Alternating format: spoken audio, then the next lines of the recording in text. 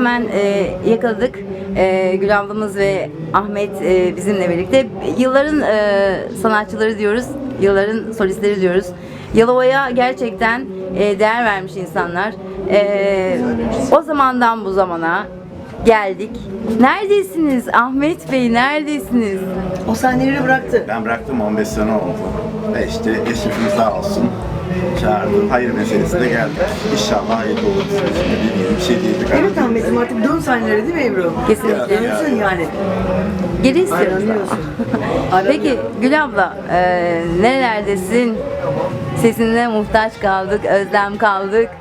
Çıkıyorum işte festanelerde, programlarda, parti gecelerinde, hasta rahatsızlık programlarda, huzur evlerin gecelerinde kim ne zaman çağırırlarsa çıkıyoruz ama neticede her akşam program yapacak ortam olmadığı için malum.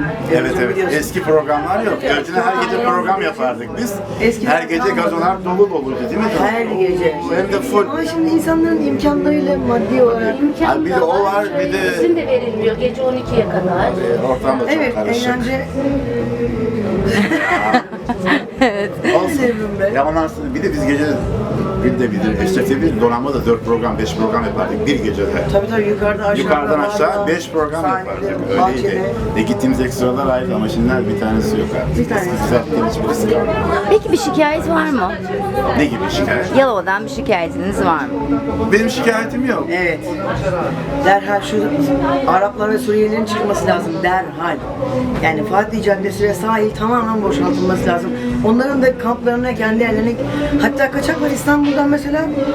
Başkanımız İstanbul'da kayıtlı olmayanların hepsini çıkardılar. Bizim burada da o kadar çok var ki ama maalesef görünmüyor işte. Atamazlar ki ona. Yo Bu gitmesin. sefer siyasete girmek istemem onun için karışmıyorum. Benim zaten. Siyasete hiç girmek istemem. Peki sanat hakkında ne düşünüyorsunuz? Yani Yalova'da sanat devam ediyor mu eskisinden bu zamana kadar? Nereye geldik? Valla ben şimdi ortamdan ayrı olduğum için hiç bilmiyorum ama çok güzel sesler de çıktı yani. Güzel insanlar da çıktı. İyi, biz eskilere kaldık zaten ama yine de biz onlara 10 basarız, o da ayrı bir. Bu akşam bir rakas yapar mıyız acaba? Bakın yapalım inşallah. O istekler başlamak hayranlarım bekliyor hayatım.